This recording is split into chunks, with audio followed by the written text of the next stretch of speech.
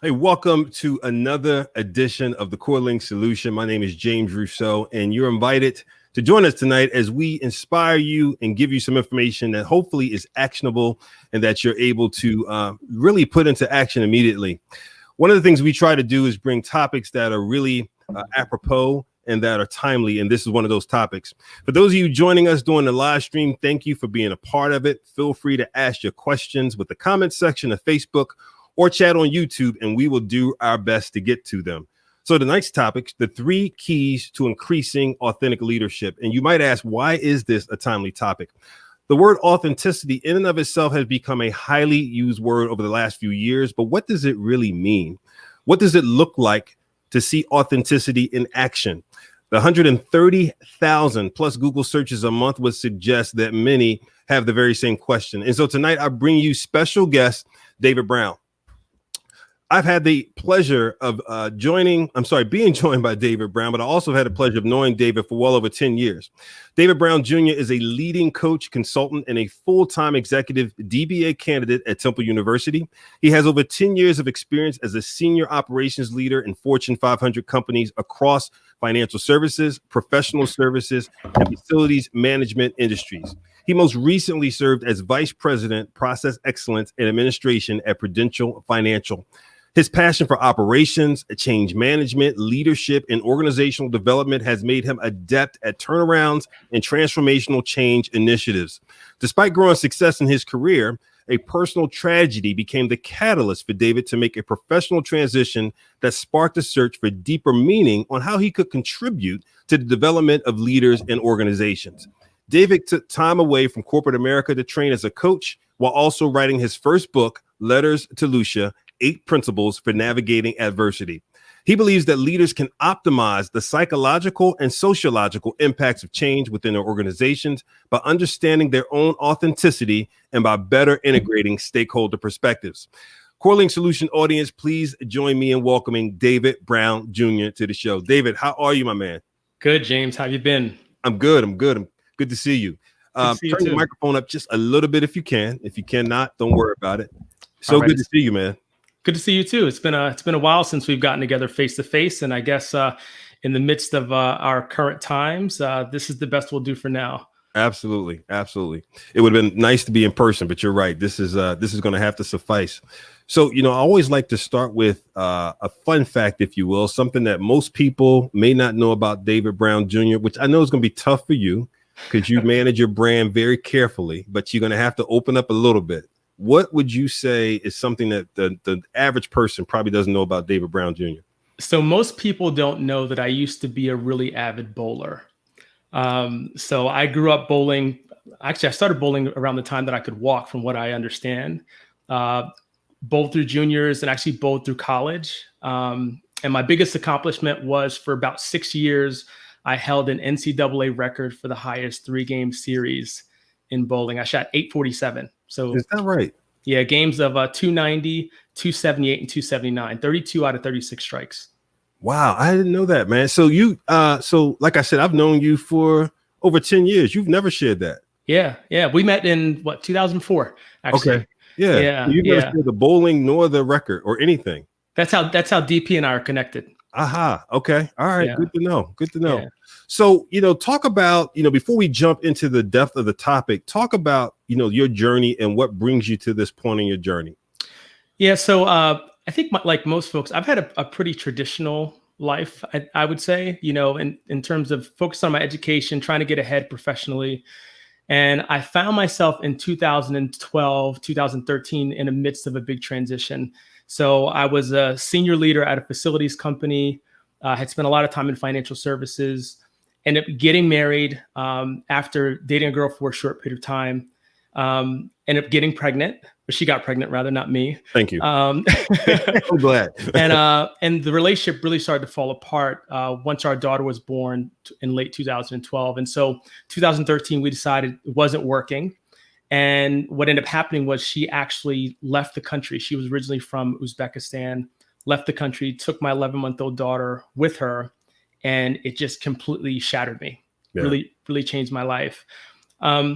Hey, let me just insert a point there, because you know I've heard this story before. Because when you just went through it, people may not get it. When you say she left the country and took your daughter with her, this was without your permission or acknowledgement, correct? That is correct. I literally woke up one day and she was gone. Yeah. Yeah. And so I found myself trying to figure out a way to cope. And my way of coping was actually writing letters to my daughter that I would just put in a notebook. And one day I had a dream, and in my dream, my daughter was a little bit older, and she came to me and she sat up on my lap and she kissed me on the cheek and she said, "Everything's going to be okay." And I woke up the next day and literally everything had shifted. And suddenly I started to find myself in a space of peace. I started to find that I connected to my now ex-wife, her fear in a different way. And I was no longer judging her. And there was a sense of forgiveness and compassion that began to emerge. But ultimately that led to my book, Letters for Lucia. And those 8 principles I found were really a big part of my transition. And so after the book was nearing its completion, at the time I was working in financial services. I had a big demanding job. And one morning I thought I had a heart attack. And so thankfully it wasn't my heart, it was actually anxiety. And I ended up going to see a therapist. And the therapist, during our first session, I basically sort of had given her the background of where I was at work, what happened personally. And she said the most profound thing to me. She said, "David, somehow you've been able to hold your wife in this space of compassion and unconditional love, despite the fact that she's done this to you." She said, "Have you ever thought about doing this with your coworkers?" And I was like, wow. It was, and literally I went back to work after being on leave for a few weeks. And my experience with my manager and my peers and the environment just completely shifted. Yeah. And I realized I was no longer a match for that. And I felt like something so profound was happening. I actually walked away from my job. And in walking away from the job, that's when I decided to get trained as a coach. And fast forward a year later, take you into 2016, I was in a Panera Bread and a gentleman comes up behind me and was like, "Hey, is that your car?" I had a nice car at the time. And we just started making small talk. And he asked me what I did for work. And I told him about the book and about the experience. And he was an older gentleman, early 60s. And he was telling me how he just felt really connected to the story. And he wanted to understand how I was taking these principles and applying it to leaders and their development. And so he wanted to stay connected. Right. And the only thing I really knew about him was that he had retired the year before from a large chemical company. So I ended up reaching out to him a week later, and I found him on LinkedIn, found out that this guy reported to the CEO of this large chemical company. So he's a really senior person. We developed a friendship, and I coached him for about 9 months. And after the 9 months, he sat me down and he said, "David, you know, in my 30+ year career," he said, "in 9 months, you have essentially developed me more than all the training I had in my 30+ year career." And I remember sitting there with him and tears just started flowing down my face, because I wasn't sure if this whole thing was going to work out. Right. You don't just leave a big corporate job, not the job that you've always wanted. And I sort of had stepped out on faith. And so he had encouraged me. He said, "You know, have you thought about getting another degree?" You know, and I'd already had an MBA. I've done a lot of schooling. Said it's not really in the cards. And a week later, my attorney said the exact same thing, the exact same way. And I was like, okay, the universe is clearly telling me something. And so I investigated Temple's DBA program, Doctorate in Business Administration, researched that, decided to apply, got accepted, ran across this idea of authentic leadership, which really resonated with me, because in my coaching, I was focused on leaders' personal selves and professional selves, and really the integration of that, right? And how can we be the same person independent of where we're showing up? Yeah. Right. And so that's how I really got connected with this whole idea of authentic leadership. That's good. Let me ask you a question. From that time of and Lucia, is that the correct pronunciation of your daughter's name? Well, it depends on your origin, right? So it could be Lucia, okay, or Lucia. Yeah, but okay. I did Lucia because Lucia. It means light. What you say. Okay, Lucia. From the time of that unfortunate event, and you realizing Lucia had been taken, I guess was that considered kidnapping for all intents and purposes? Yeah. Okay. Parental abduction. So from that time to you finding this awakening, if you will, right, that you needed a transition and then moving to that next point of your transition, what was the elapsed time in between? I'm just curious. So it's interesting. In the book, I talk about the dream, which happened about 2 weeks after the incident. And that's when the shift really began to really show up. Mm-hmm.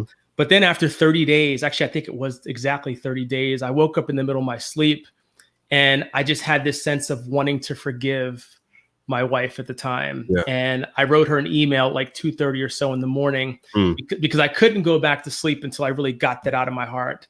And so I want to say that to me was the big turning point, and everything started to shift after that. Got it. So this is not what this podcast is about, but I just think the lessons in there are so important in terms of the trauma, the emotional trauma, the awareness and having that shift, and then the points just begin to move forward. Even the point you just mentioned, the forgiveness aspect, right? Forgiving someone else also releases you and allows you to move forward, man. So just kudos to you, and thank you for sharing that. That's important as a part of this backdrop.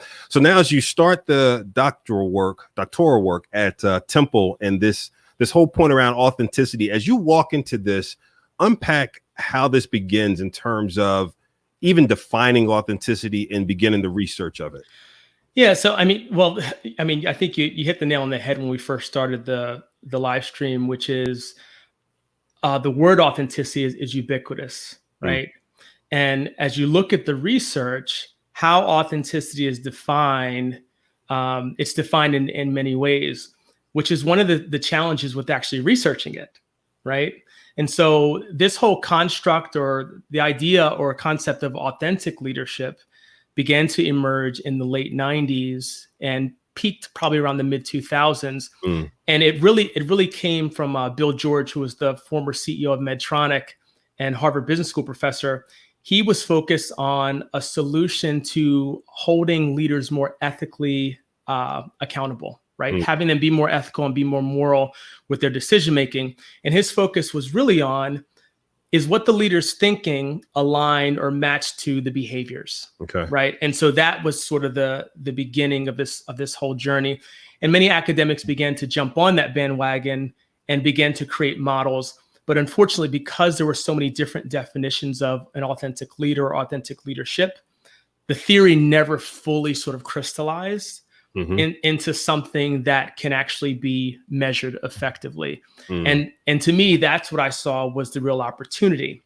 And my approach was not to look at authentic leadership, but to actually deconstruct it.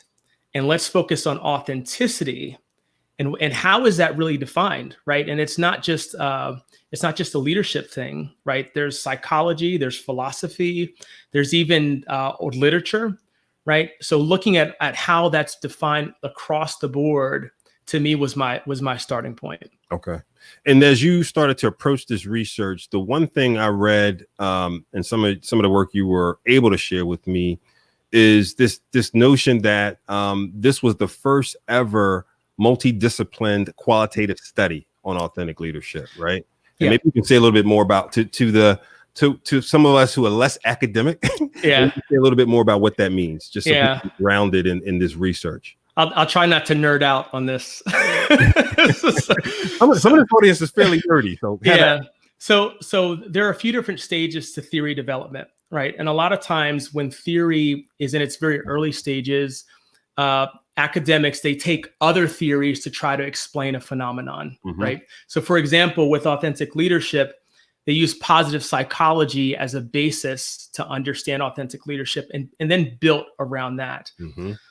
One of the biggest challenges with the evolution of the theory from the late 90s to the mid 2000s was that these were all sort of members for the business school that were studying it, right? And so the idea of looking beyond the perspective of business academics, and like I said, bringing in folks from psychology, philosophy, et cetera, could be a different way of approaching defining what does it mean to be an authentic leader. Okay. So that's sort of the first step. So, and depending on which stage of theory development you're in, there are certain methods that are better than others. So a lot of times when you, for example, with COVID-19, right? A lot of the research, it's a lot of quantitative stuff, right? And that's because the theory around how disease spreads and things like that is pretty well understood, right? So we measure it quantitatively, Right. and then we basically support our hypotheses. There are models in place that you can measure it through. That's right. Right. But in early theory development, you have to develop the model. Right. Before you can begin to do that. And so my qualitative approach is really focusing on understanding what are the different variables that impact authentic leadership, right? And then once that gets refined a couple of times, then you can create hypotheses to say, well, let me measure sort of the impact of the outcomes that this actually creates. Okay, got it.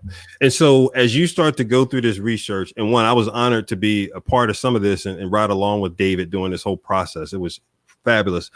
One of the things my understanding is that, and I'm going from memory, so clean me up if I go off, is that there were 6 points that were in place in regards to how people thought about the variables in terms of authenticity. And you found 4 additional ones from your research. Is that correct? Yeah, so I'll sort of explain it to you. So Please. with all the research that was done from the late 90s to the mid 2000s, there have been different outcomes of authentic leadership, right? But it's sort of scattered, right? Because there's not a clean model, right? And so what I was able to do with my research was I was able to find support for several of those variables, right? So there were actually 1, 2, 3, 4, there were 7 variables that I found support for that have been mentioned in other research. And then there are 2 variables that I found support for that are brand new. Okay. Right. Which would be a new contribution to the theory. Okay, great. So now as you pull this all together, how would you, well, 2-part question. 1, how would you now define authenticity? And then 2, what are the implications of your overall findings at this point?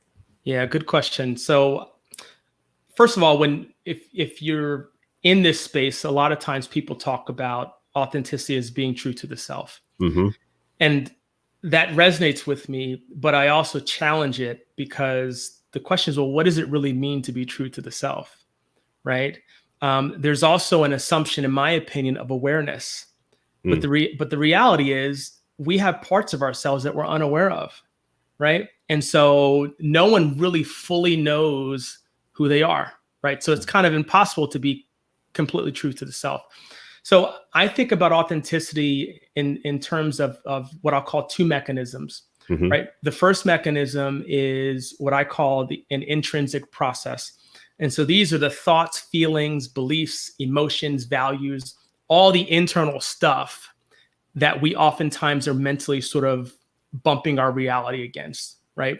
The second piece, which follows that, is what I call the extrinsic demonstration. And that is the outward set of actions or behaviors that follows the intrinsic process. That makes sense? Okay. And so the more aligned those 2 are, the higher the person's level of authenticity, right? The more misaligned they are or less congruent, the less authentic they are. So if you think about someone who believes something truly, and as a result, they go out and pound their chest in that belief, right? Then they're being authentic, right? But put yourself in the corporate world, right? How often do we have a thought as a leader and we choose not to act on it, right? Absolutely. And so, right. So in that environment, we are revealing less of who we are. However, it doesn't mean that that's not truly a part of you, right? Because it's a part of you in a very specific context. So authenticity to me is not only about high versus low, but any of these actions or combinations are some form of expression of who you are. Okay. Right. Can I go back to something you said for just a moment, though? Sure. Just to go back to the beginning for a second. One of the things you said is a lot of times folks define authenticity as being true to oneself. However, and I think this is what you said, however, there's a point where they don't totally know themselves because there's some lack of awareness. Yes, that's right. But to a certain degree, you're only being true to the self that you know. That's right. You may not have full access to yourself. Is that what you're saying there? That's right. And in addition to that, you may not even be conscious of some of the things that you're doing. Right? We're not conscious of every thought that we have. Right? Yet we may have behaviors that follow those thoughts. Right? But the reality is it's all true, right? Because you're still having a quote unquote true experience. Right. Right.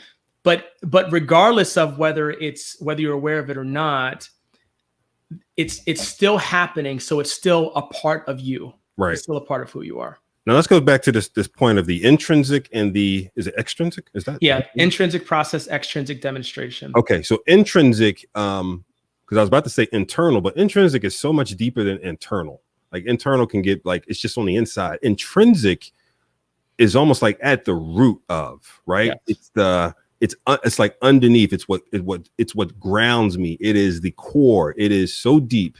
So your point is, to the extent that I know and have defined what is intrinsically important to me and what I want to do, and to the extent that then it is extrinsically demonstrated, right? And you can match those things up. That is the definition of authenticity.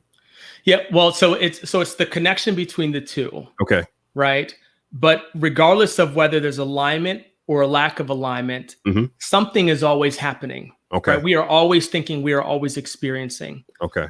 All aspects of that experience, in my opinion, are authentic. Got it. They just exist on some sort of continuum. Got it. So everything that you're doing is expressing who you are, right? What you say, how you say it, how you show up, all those are just forms of expression. So when I think about what does it mean to be authentic, it means to express the self. Got it. And, and part of what you talked about, and if this is going to show up in the 3 keys, you can direct me there. But one of the things that I thought was really interesting about your research is these 4 variables, these 4 construct variables that tend to have the most impact on authenticity. Do you want to talk about those 4, or will you talk about them within the 3 keys?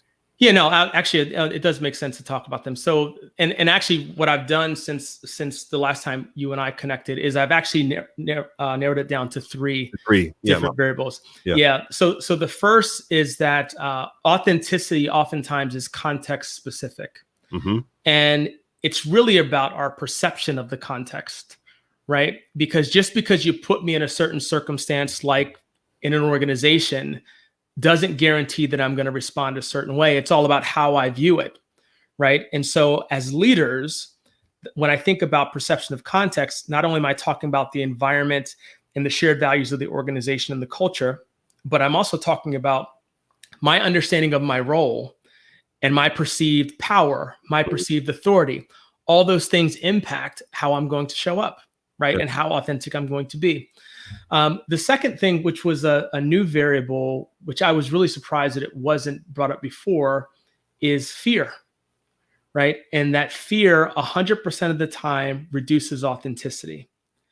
And actually what I'm looking at in the next study is the relationship between fear and perception of context, right? So does the perception of context actually create fear, right? Versus those being 2 different variables and how they play with authenticity. Gotcha.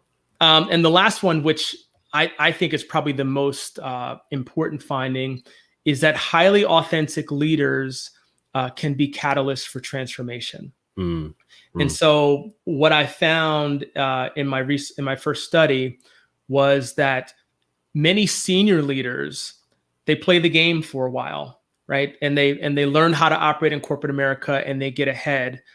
And then the folks in the study, what happened was when they got to a certain point where there was no fear and they felt like they had true power and authority, they actually began to reveal more of themselves.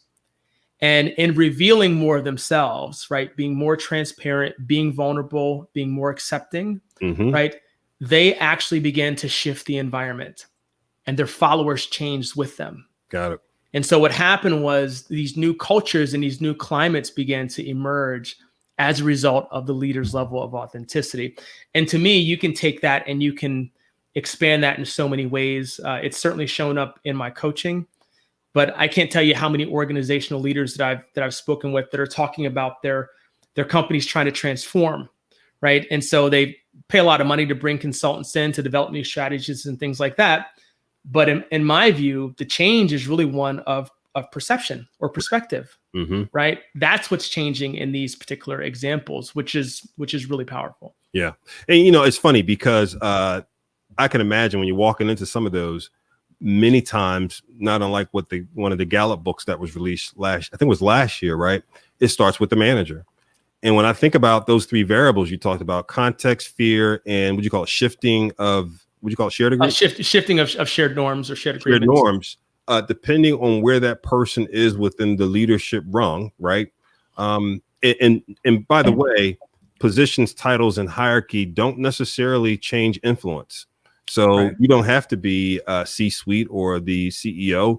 You can be a leader that's lower in the hierarchy, yet still have a lot of influence because you're able to move around. You have some mobility. You're able to create agreements with other folks and whatnot. And to the extent that that person is doing that, creating those agreements, helping shift the context, which I assume, and you clean me up again, I assume is culture and the norms in that environment, etc. Then that plays right into the fear element.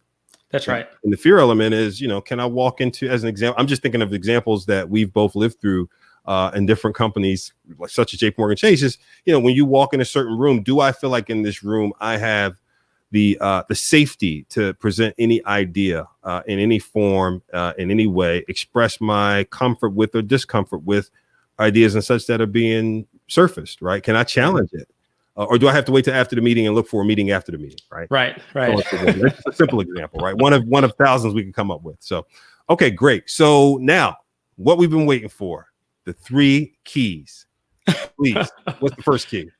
Yeah, so the first key, and I think what you'll find is that much of this is probably counterintuitive to everything we've been taught.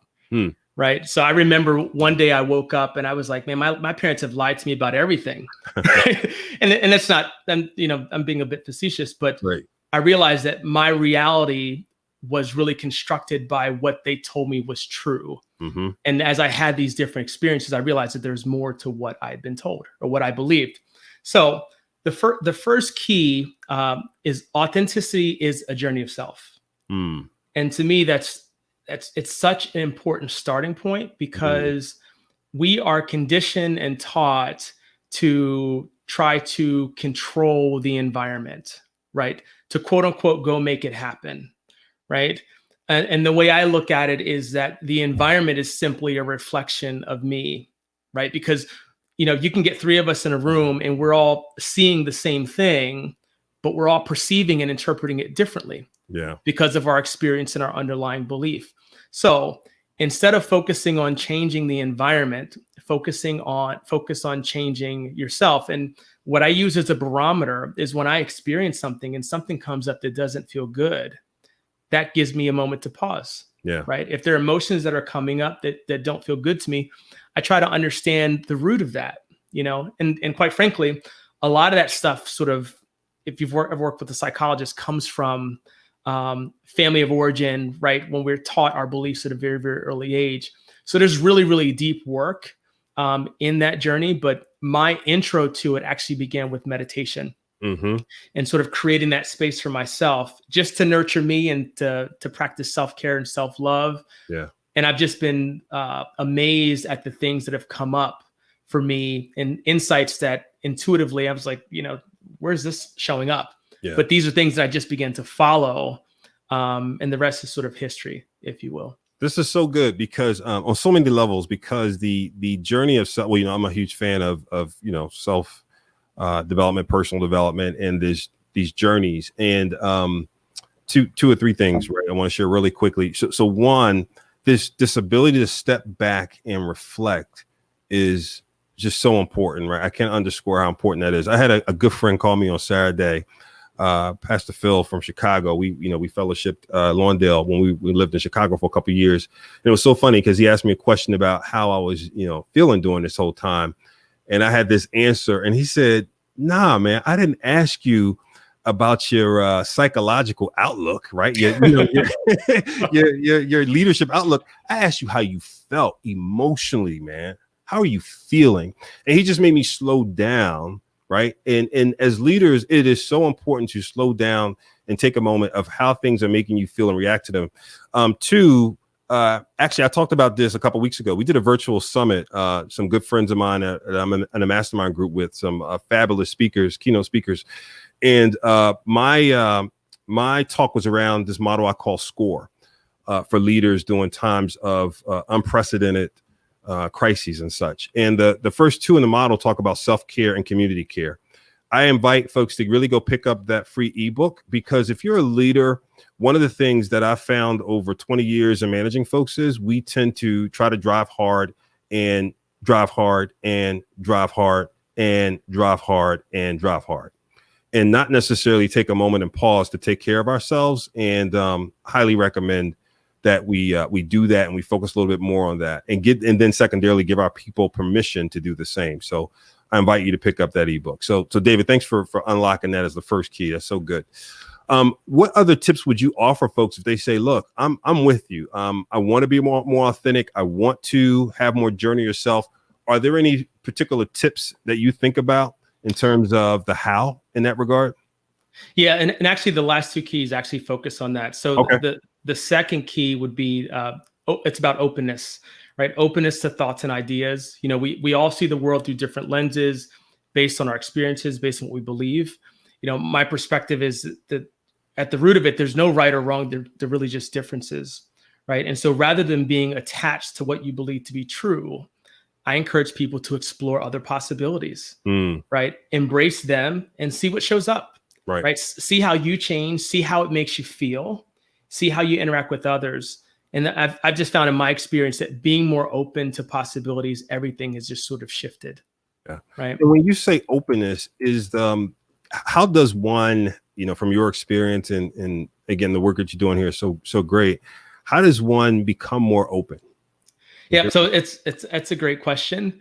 And I'm not sure if I have a great answer, because I know for me, one day I just woke up and said, well, what other possibilities exist? Okay. Right. So it's really just a way of thinking. Okay. Right. And which actually ties to the third key, which is willingness. Right. So being willing to have these different thoughts, right? Explore these different possibilities, but then also being willing to act on them and being courageous about that. Yeah. You know, facing our fears is hard, right? But the reality is, more often than not, the things that we fear never really manifest, right? That's why they call it false evidence appearing real. Absolutely. You know, and a few years ago, I developed a mantra. You know, I was in meditation. I've been an avid meditator since 2011, and I saw myself running towards the edge of this cliff. It's almost like a cartoon, like the Roadrunner and Wile E. Coyote, right? I'm running toward the edge of this cliff. And in that sense of stillness, as I'm watching this image unfold, I heard this voice, or I had a sense. And it basically was, there will either be more road or you'll grow wings. Right. And I thought about what that means. Right. And so as I'm sort of watching this image unfold, I'm either flying or I'm still running. Right. And ever since then, when it comes to me facing something that doesn't feel good, I found myself just moving through these experiences with just a tremendous amount of grace. Gotcha. And it's almost like the fear just sort of dissipates. Yeah. That's good. Yeah. Good. So, you know, as we kind of recap these learnings and these three keys, the authenticity is a journey of self. And I love, again, the point you talked about, because it doesn't sound like they're necessarily mutually exclusive. It sounds like they could be the first point around when we say authenticity is me being myself fully, there's a part around this connected to this first key, right? This continued journey of self, right? Finding yourself and moving towards that, part one. And then the second key of openness. And I'm just curious, as you've worked to become more open, same question in terms of, have you found certain things that you've experimented with to be more helpful than others? In terms of openness? Yes. Yeah. So oftentimes when I'm just sitting and reflecting on an experience, I oftentimes try to see things from another person's point of view. Like, because oftentimes when I'm not open, it's because someone else has a different opinion or perspective, and I'm just not willing to accept that in the moment, right? I'm not willing to change my position. And so I start to think about, well, what possibility what other possibilities exist that is driving this person's perspective. Yeah. Right. And again, it's not right or wrong. It's just different from mine. So can I get to a point of being open and accepting another point of view or another way of seeing things? Yeah, that's good. Steve Rimmel asked a great question. Why do you define it as intrinsic process instead of intrinsic value? Yeah, that's a great question. And what's interesting is in some of the research literature, there is sort of a mention of like internal values as sort of a pseudonym for the intrinsic process. I think about it as a process because it's a little bit more comprehensive than just values, right? So I think about all the things that we can't see or others can't see, right? So in that bucket, I include values, I include emotions, I include beliefs. All these things. So it's a little bit more broad. That's why I use that language. So for you, it's almost like an intrinsic ecosystem. You said values, beliefs. What was the third thing you said? Values, beliefs, emotions, feelings, all the above. Got it. Okay, yeah. Excellent. And then on the third and final piece, willingness. So willing to take action and do things differently. Yeah. Yeah. And that's hard for many of us. Yeah. Right. Because of that whole thing called fear, right? Fear of judgment, fear of repercussion, right? I can't tell you how many leaders that I spoke with, again, have these thoughts, but they're not sure if their actions will be acceptable in the boardroom, right? Or they may look silly, right? These are all sort of the internal conversations that we have with ourselves, which stop us from taking action. Yeah, no, these are good. And, and one of the questions I would, and I'm going to hold this until I would love to have you back when this is all completed, right? Too. And when you've tested a bunch of folks, I'm sure you'll probably test me too, because the question is, how do you know when you're operating in it at your fullest, right? I guess in my mind, here's what I'm thinking. I'm thinking that if I'm pretty decent. I'm not going to say I'm great. I'm pretty decent at writing down what's important to me, right, on a regular basis, and going back to it and kind of shaping it up and trimming the fat and, and keeping my priorities in check, and then journaling every now and then in terms of am I being true to those things, right? Yeah. Is that a fair way to measure, so to speak, the intrinsic versus the extrinsic? Yeah. So it's interesting because only you will know where you are. Right. Because of this whole intrinsic process, because it can't be seen by a third party, an observer can't tell you how authentic you are. Right. Right. Only you know. Right. What I will tell you is that in my first study, there were some characteristics of highly authentic leaders that seem to be pretty common. So one, the fact they were true to self, right, which is, again, this alignment of the intrinsic process and extrinsic demonstration. Two, they were highly accepting of themselves and of others. Three, they operated with low ego. Four, they were highly transparent. And five, they were willing to be vulnerable. Gotcha. Right. And so I would argue that if you were to determine your own level of authenticity, if those sort of five descriptors fit with you and you feel like in certain environments, you're willing to act on your thoughts, feelings, or beliefs or values, then you're highly authentic. Now, the key to also understand is that it's also context specific, right? So you can be authentic at home and not be authentic in the workplace. Right. Or you could be authentic at church and not be authentic, right, when you're hanging with your friends, right? So it's multidimensional in that respect. So, that's such a good point. Back to those three pieces you talked about, the context of fear, and then the leader's ability to shift the shared agreements, right? So this context one, I could see this one having drawing major questions from people in terms of how do I really impact that, right? If I'm in an environment where the context doesn't feel right, and I find that I sacrifice my authenticity on a regular basis, right? What should I do? How do I move forward from that? Yeah, so that's a great question. So I think about people falling into three buckets at any given point in time. right? And because there's always this tension between our individual authenticity and what I'll call group or collective authenticity, as you talk about like those shared agreements. And so most of the time we're sitting in that tension when we're in certain environments where we feel more authentic. It's because our own values, beliefs, etc., align to that of the environment, right? So we have a feeling of being in resonance where we feel connected to the environment, right? So that's one group. Right. The second group feels resistance in that space, right? And they potentially leave and they find a new environment, right? One that matches them. The third group feels resistance, but they're not willing to leave. So instead, they do what I call silently suffer, right? So those are individuals that stay, like, so think about being in an organization, right? People that aren't really happy, but maybe they feel like they can't make as much money doing something else, right? So they just sort of suck it up and deal with it.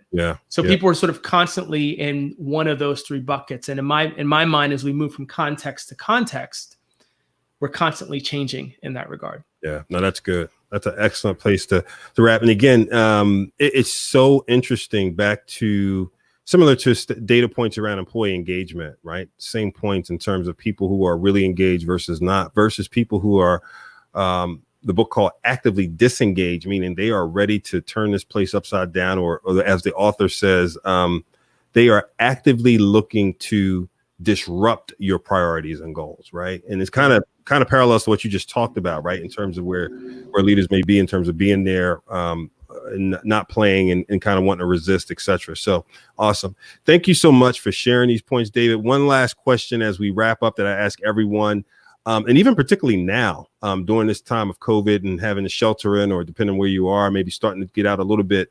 What do you do on a regular basis to sharpen your saw and keep yourself attuned to what's going on? Always looking for self-development tips for our audience. Yeah, so I mentioned meditation, and that is just a staple for me. It is, you'd be amazed at how you show up and how you will connect to yourself and others when you can eliminate all the distractions. Yeah. Right. We are powerful beyond what we understand. And so for me, I'm sort of constantly in that space, and it's heightened my intuition. Yeah. Right. And so I get a sense for when to connect with people. I get a sense for when to pick up a book. Right. I used to be a big reader, but I don't read much anymore. But if something comes to me and it's like, okay, yeah, I should pick that up, then I will do that. But meditation really is the root of my own development. Got it. Hey, maybe we can do one last question before we wrap up. And if there are other questions, please throw them in. We have a few minutes. How is authenticity affected? Oh, this is from Randy Raskin Nash. How is authenticity affected by a person's emotional intelligence? For example, the leader with low EQ who uses, quote unquote, "I'm being authentic" as an excuse for bad leadership behavior. Yeah, so it's a great question. Many folks would argue that higher emotional intelligence and the type of outcomes that creates are probably very similar to highly authentic leaders, right? But I would go back to those descriptors, right, of low ego, transparency, vulnerability, true to self, accepting of yourself and others. I think once you overlay that on top of something like emotional intelligence, I think you can weed out those folks that are low EQ, sort of masquerading as being authentic, right? Because the bad leadership behavior by default sort of kicks you out of that, because you're doing that to satisfy yourself, right? So we already know it's not low ego, right? It's all about the leader and not about the greater good, not about higher purpose, et cetera, et cetera. Got it. And so in that example, you know, if you're the leader who's dealing with that person, and I know we're going a little deep here, but I just want to thoroughly answer the question to the extent we can. How do you address that? If the person says that to you, hey, David, right? This person, you're back in your VP role at Prudential, right? And at that time, if I remember correctly, or that prior role, you managed 1,500 people, right? So let's say this is one of your leaders who reports to you. They have 250 people that are under your remit and your stewardship, and they're acting out bad, but they're going, David, I'm being authentic. Yeah. But it's really it's an EQ matter. How would you address that? Yeah. So it goes back to that again, that tension between individual authenticity and collective authenticity. Mm. So the collective authenticity is really guided by what we agree are the values and beliefs of the collective, right? And so if I'm saying, as the leader, what we value within this department or this organization is collaboration, transparency, openness, et cetera, I would expect that leaders act in accordance with that. Right. It is true that the leader can be authentic to themselves, but not fit the environment. Right. Right. And so that becomes the way that I would approach that. And quite frankly, it sounds like in that example, that leader's probably not a fit. Right. But obviously you coach them, you give them the opportunity, right, to try to curb the behavior. And then if they don't, you have to make decisions to replace them and essentially hopefully bring in leaders that are more connected to the values and shared agreements that you have within your organization. Absolutely. And back to that point, you make such a good point there in terms of the collective, what do you call it? Collective authenticity. Collective authenticity. So what's so good about that term is for it to be collective, and again, this is your term, not mine. I assume there has to be the process like anything else when you're creating purpose, mission, vision for an organization. When you do values and culture, it needs to be a team exercise, right? So certainly the leader can start with it, and depending on the company makeup, whether it's sole proprietorship, etc., that may vary, right? But in an ideal circumstance, these things are created as a collective, so everyone owns it and feels their fingerprint in it. And as then you're hiring people into the organization, they should be, as a part of the interview process, you're doing a lot of sifting then to see if they line up with it, right? That's your best opportunity to figure out whether they line up with that culture or not, right? You're absolutely right. And if you don't do it as a group, what ends up happening is you end up creating a value system that's aligned to one person. Right. Right. And everybody hasn't bought into it. So that's a great point. It goes right back to your point of then there's it's hard to have the opportunity for shared agreements, right? Because then this becomes one leader saying, this is our thing, but I didn't really give you a chance to input on our thing. So it's really my thing. I say it's our thing. So now you're out. That's right. Hey, man, so good to catch up with you. Corelink Solution audience, thanks for joining us for the first live stream. Again, I implore you to pick up David's books, Letters for Lucia, 8 Principles for Navigating Adversity. And again, David Brown, thank you for being here, man. Enjoy it. Thanks for having me, James. I appreciate you, brother. Thank you. Take care.